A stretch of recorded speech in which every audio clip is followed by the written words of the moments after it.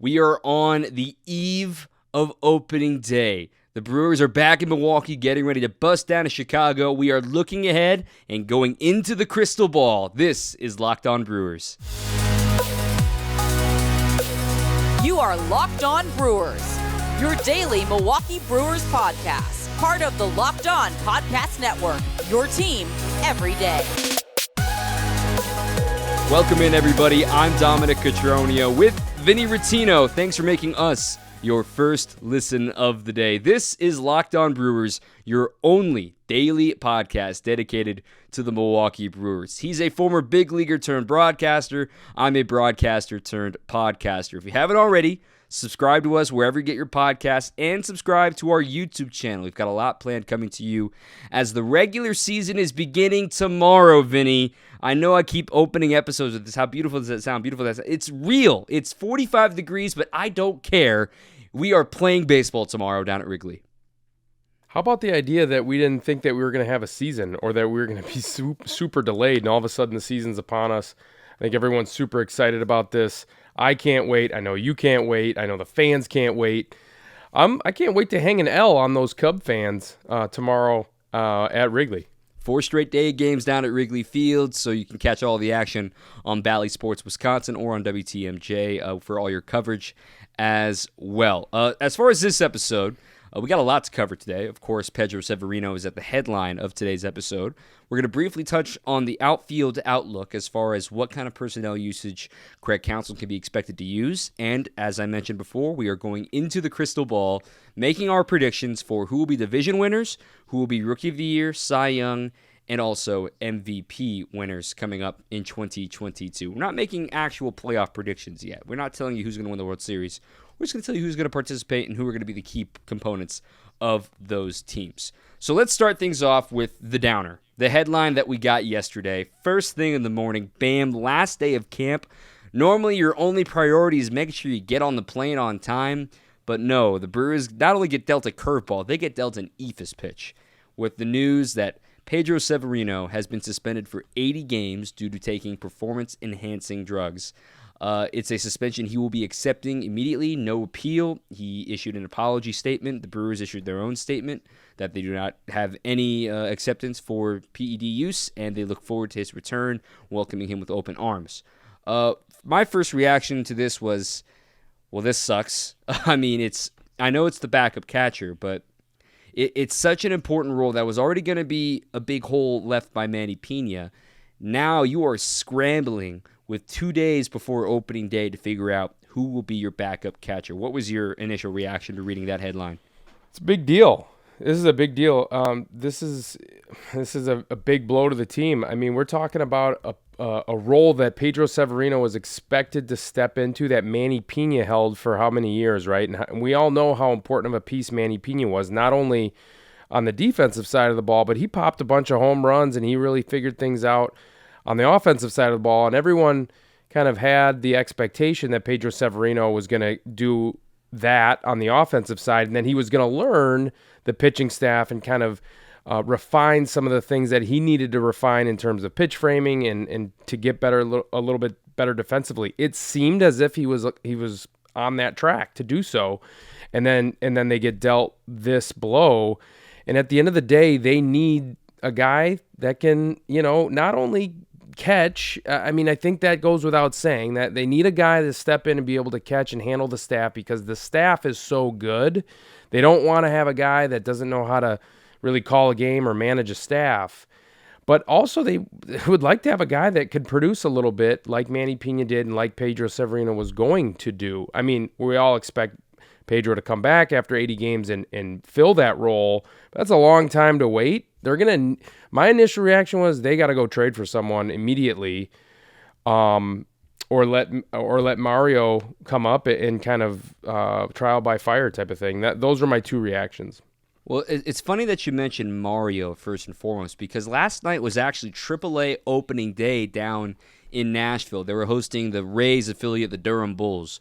Mario started that game. And now Tim Dillard and I talked about this yesterday in the booth at Maryvale, that just because Mario Feliciano is starting opening day doesn't mean he's not going to be the guy they call upon. He's already on the 40-man roster. He's certainly a candidate to be the first one to join the team up down in Wrigley. But last night, Feliciano batted ninth. He went 1 for 3, had a run batted in, also had a walk. I mean, he's still a very talented player.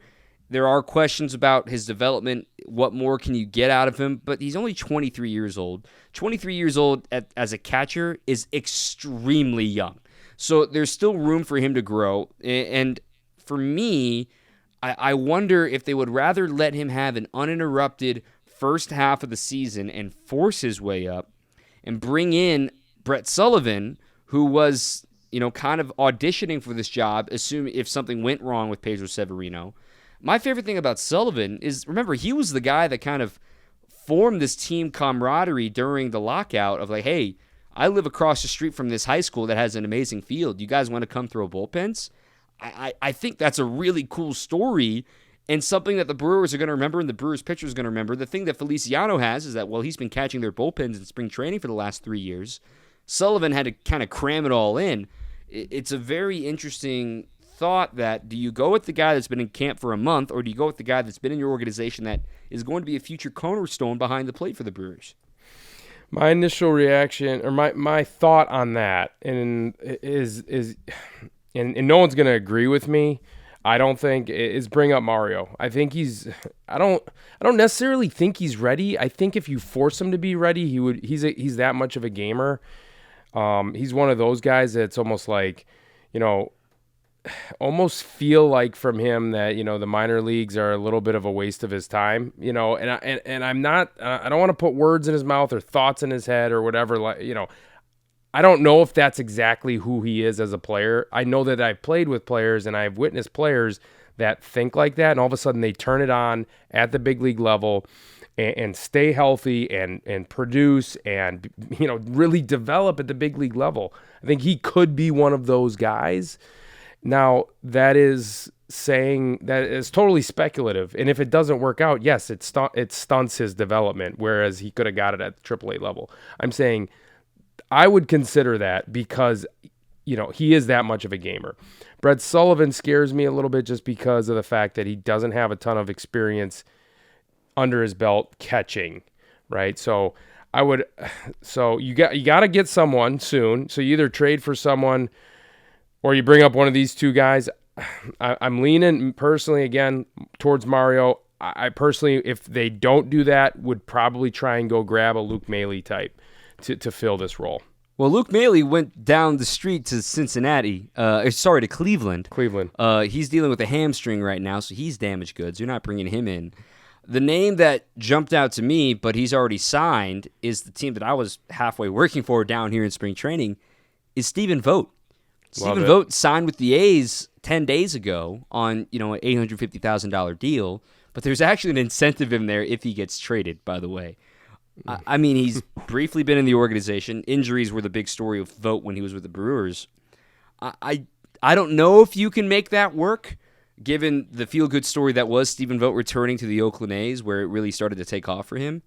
He's the first name that jumped in my mind that you can maybe get for the cheap and wouldn't cost too much as far as a prospect goes, and on a team that it would be actually available from, because you're not going to get a guy like Tony Walters as the backup catcher from the Dodgers. You're not going to be able to get Robinson Chirinos, I don't think, from Baltimore, even though Adley Rutschman is coming up at the end of next month. So I see where you're coming at with going for a trade, but you and I both know catchers do not grow on trees.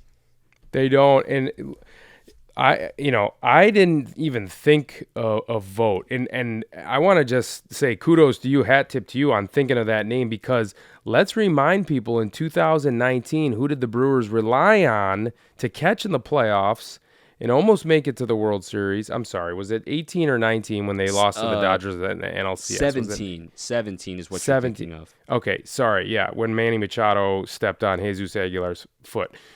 So 17, let's remind everybody, Eric Kratz, right? A very similar guy to Stephen Vogt, a guy that's been there, done that, cannot catch every day, needs to be monitored in terms of making sure his body stays healthy and stays fresh. So, but what a tremendous leader, what a tremendous character guy, what a tremendous manager of pitchers, knows what to do, knows how to call a game. So that is a tremendous name that you bring up, Stephen Vogt. So he's still ticking, and of course he would need plenty of days off, but it's a great name to think about.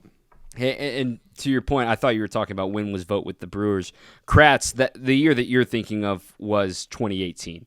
18, okay. Yeah, so you weren't wrong there when he caught 67 games, or played 67 games for the Brewers in 2018. But the point is, the Brewers are going to be in search of a new backup catcher while Pedro Severino serves an 80-game suspension.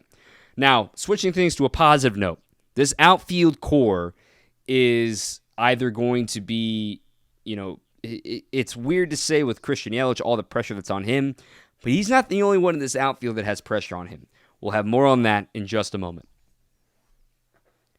This outfield obviously relies on Christian Yelich, but I think it equally will rely on Lorenzo Cain, not for the same amount of production, but how much is Lorenzo Cain going to be playing center field for Craig Counsell? And there are rumors swirling, is this going to be Lorenzo Cain's final year? Tyrone Taylor's had a loud camp. You've obviously got Hunter Renfroe right. Andrew McCutchen could be a platoon. Tyrone Taylor, man, he looks ready. Do you agree with that statement, that Lorenzo Cain is going to be just as important as Christian Yelich, or maybe a little less? I've made this statement continually throughout this camp, is the fact that Lorenzo Cain is an important piece to this team because this team is built on run prevention, right? And so you need to be super solid up the middle defensively, and Lorenzo Cain can still go and get it if he is full health, full speed, full go. We know what it takes for him to kind of have a soft tissue injury. It doesn't take much, right? So, I mean, you got to keep this guy fresh in order for him to bring the defense is still at least plus on a scouting scale, a 60, right? It might even be a 70 still, right? The guy can still run when he's healthy. I've been a little bit nervous about Tyrone Taylor being the best option defensively if Cain goes down or when Cain needs a blow. But I will say, he showed me a little bit of something last night at Salt River. He ran down a ball. It was a great jump. I apologize. I forget who hit it, but he really got a great jump on that ball over his left shoulder, and he made a great turn. That's the hardest ball for a center fielder to get, the one kind of right over your shoulder. You don't know, you're kind of hesitant to which way to turn.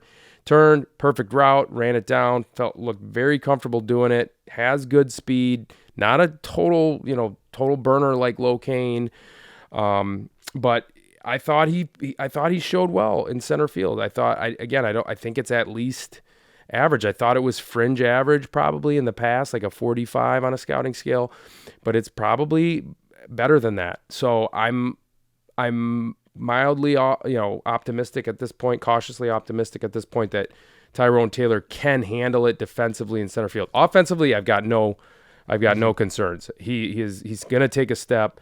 He needs to get at bats no matter where he's playing. I love how he's swinging the bat right now. Well, Lorenzo Cain has played in 83 games since the end of the 2019 season. Now, remember, he opted out after a week in of the 2020 season, and then all of the soft tissue injuries from last season. So it sounds like, inevitably he's going to miss games due to injury. Granted, he didn't have a big injury history aside from 2016 when he only played 103 games with the Royals that year. Look, Lorenzo Cain, we saw him turn on the Jets at the end of the year. In fact, he was back up to almost 30 feet per second for his sprint speed, which is elite in today's game of baseball. And he's 35, about to turn 36 years old next week. So it really is amazing. In fact, a week from today, he turns 36. But aside from center field, we can sit here and talk about Christian Yelich all day long. There's plenty of pub about Christian Yelich. I think Brewer fans are sick of it. I'm personally sick of it. Let's just let the dude play and see what happens. And let's all also promise that if he starts off hitting like 220 with 2 homers in the month of April, that we don't hit the panic button. Okay? Like I just don't want to deal with this, because let's let it play out. Because 2020, I'm giving him a free pass on that. So I think 2021 is certainly a red flag. It's a fool me once, shame on you, a fool me twice, shame on me kind of thing. Let's let it play out with Christian Yelich. But let's talk about right field. Hunter Renfroe showed off the arm. I mean, we've known about the arm. He's shown the good and the bad with the arm in the same game on Monday night at Salt River Field. He threw a ball into the bleachers, and he threw a ball to end the game at home on a dime. Is he the everyday right fielder? I got to think he is. I mean, especially with that defense. That really showed me something that he's going to bring an element to that defense. I mean, that is a weapon. I mean, I haven't seen someone throw the ball like that from right field since Jeff Francoeur. Remember how how much of a cannon he had, how many assists that he had from right field? My goodness, that was an unbelievable throw, and he got rid of it super quick too. And so people don't understand. You can have a great arm, but it takes you 14 steps to get rid of it, and the guy's already at home before it gets to home plate. So got rid of it. It's a weapon.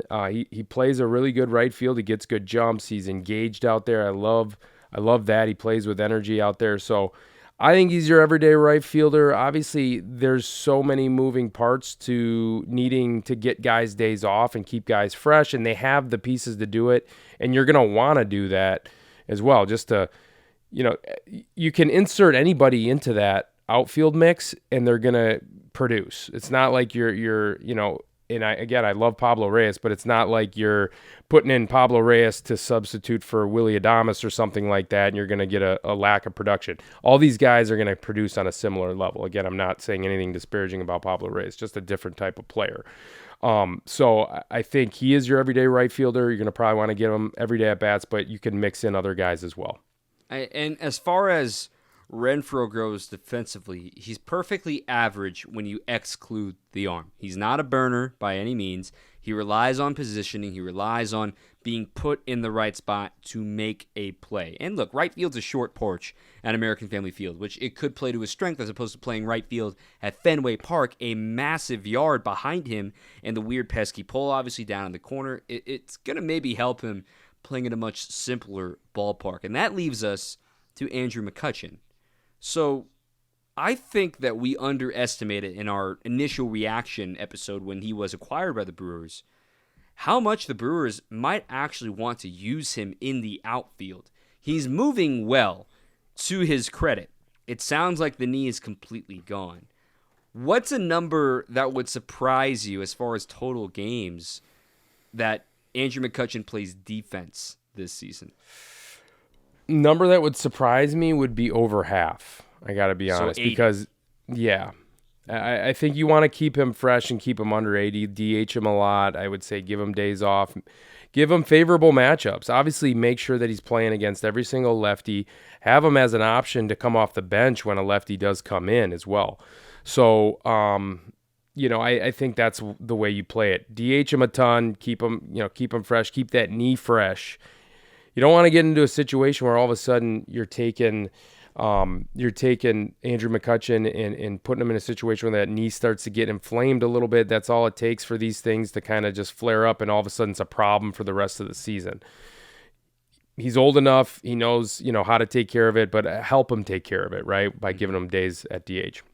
It's a interesting decision to bring him in as a primary platoon DH.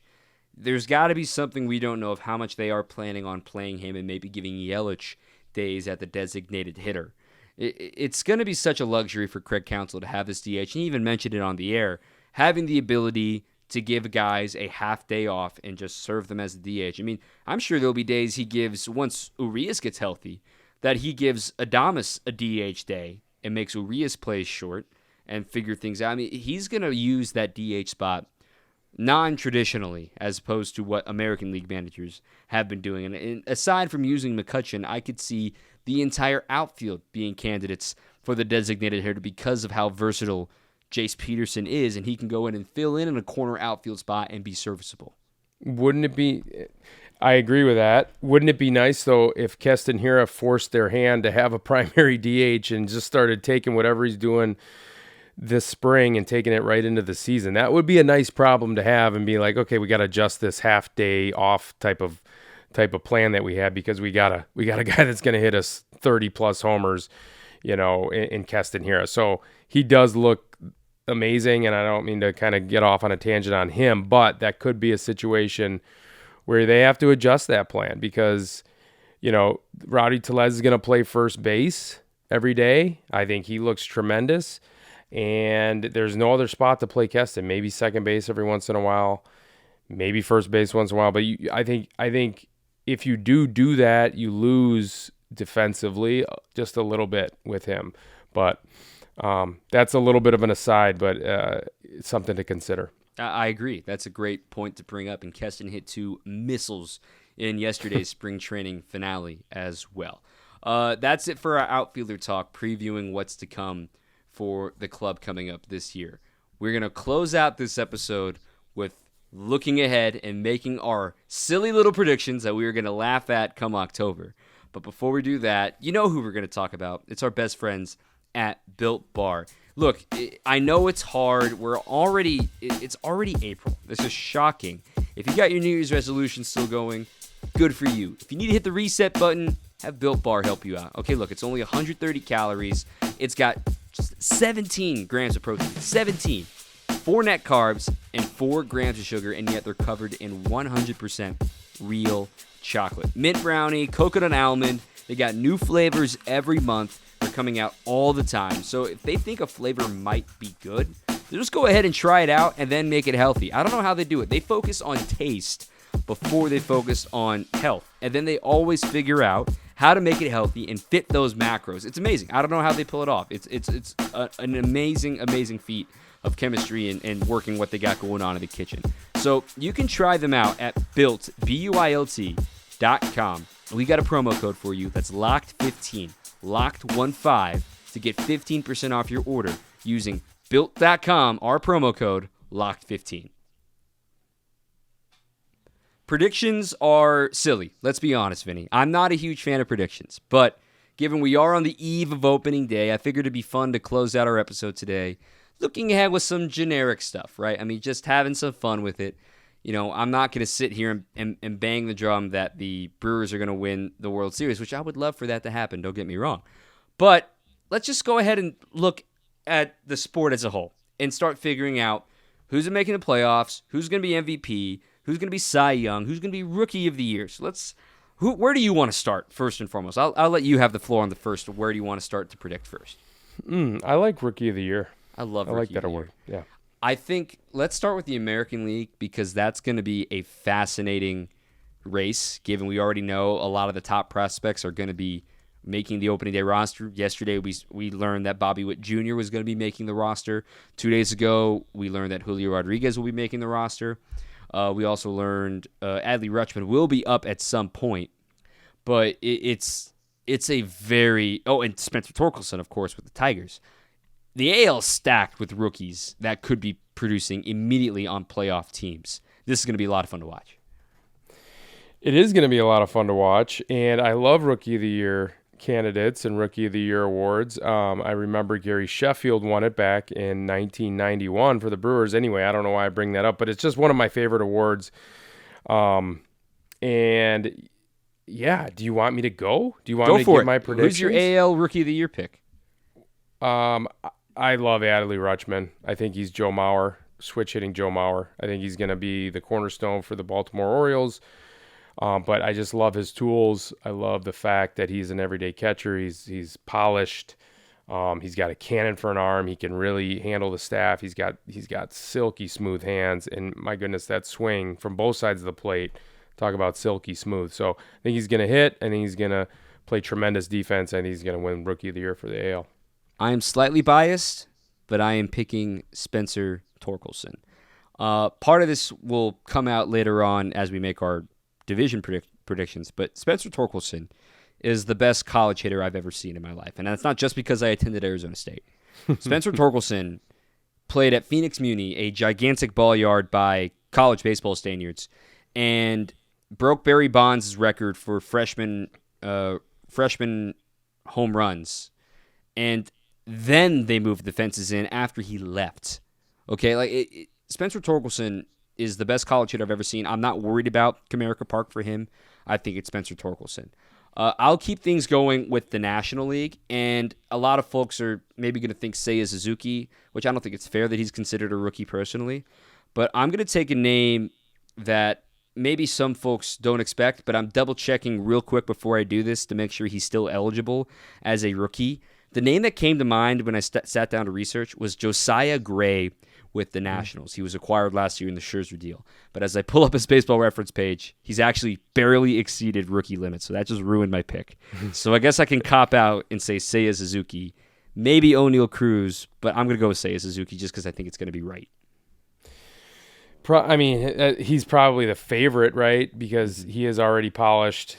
He does look good. So I'm going to say, you know what? I hope this isn't the case because he's going to probably, if he does win it, he's going to pitch really well against the Brewers. But Hunter Green. I almost picked him too.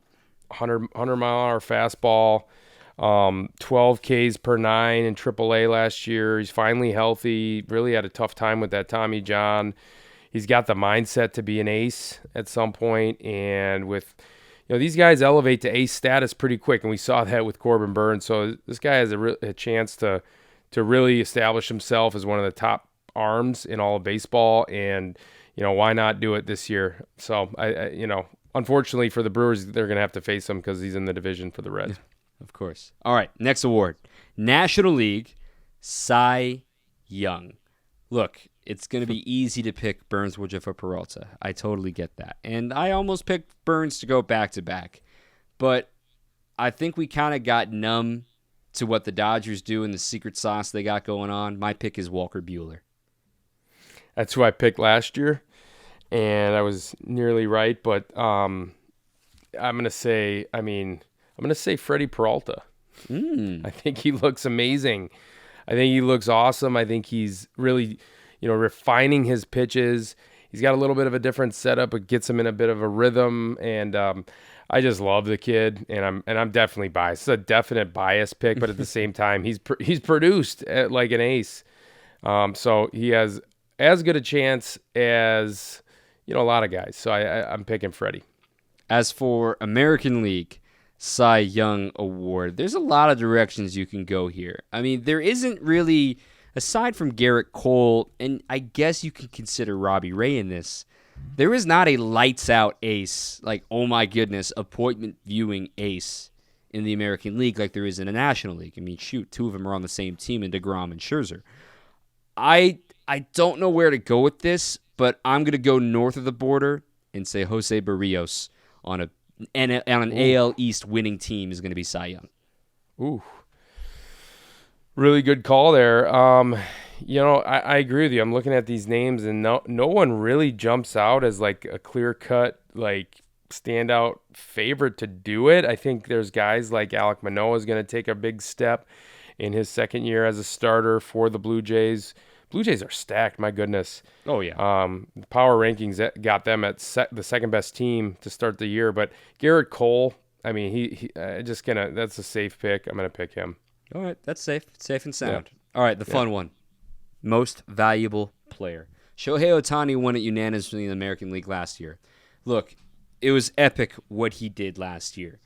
Can he do it again and then suddenly be decided, oh no, he's not MVP this year? I think they set a really, really low standard for him on the pitching side of things. Look, I get it. I'm not discounting anything. But if he does the exact same season this year as he did last year, does he win MVP again unanimously? I don't know. However, I do think there is a better pick in the American League for the MVP. And this is going to surprise a lot of people, given he might be a one and done.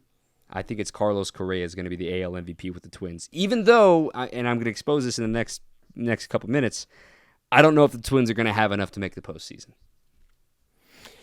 Ooh, good pick. I am going to go with one of the favorites that I scouted in the minor leagues. I had the Blue Jays system, but Dante Bichette, Bichette's kid. What's his name? Bo Bichette. My goodness. Bo Bichette. Dynamic player. He can rake, and it's a little bit of a dark horse to win it, but he plays up the middle. He plays tremendous defense. He's a gamer. He's a baller, and he's going to just continue to get better. National League MVP. There's a lot you can go with this. I don't think it's going to go to a pitcher, obviously, but you can even argue if Scherzer is healthy and makes it the whole year, if DeGrom's going to miss as much time as I think he's going to miss, he could pitch well enough to be considered for it, kind of like Verlander did a few years ago. But I'm going to stick with the position player. And I want to say it's not going to be a Dodger, but as I look at that line, I'm like, how is it not going to be a Dodger? I mean, it's that team is so loaded. It's just absolutely ridiculous to think about. But if I had to absolutely guess right now who is going to be MVP, and it's going to really disappoint the defending champs, it's such a cop-out answer. But Freddie Freeman is home. He's getting to hit at Dodger Stadium. He's going to hit home runs into that bullpen in the right field line. I'm picking Freddie Freeman, and I can't wait to be wrong on this because I don't want it to be a Dodger, but that team is so loaded, I think it's going to be Freddie. I also am picking Freddie Freeman, and this is why. Because, look, he is going to be hitting with runners on base a lot, okay? So I'm not saying anything about RBIs, because we know that RBIs aren't necessarily taken into consideration when, deciding the MVP award. It's, with all the data and analytics, they understand RBIs are a little bit of a luck stat.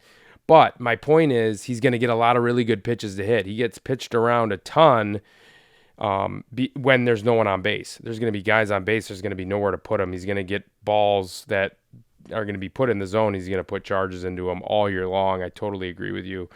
The other guy I was going to say, I don't think the other guy that should win it, if apples were apples, and if this guy was on the Dodgers, I would say he would win it. It's Juan Soto. Right, so he's just a generational talent, as well as Freddie Freeman. I just think Soto is a little bit better.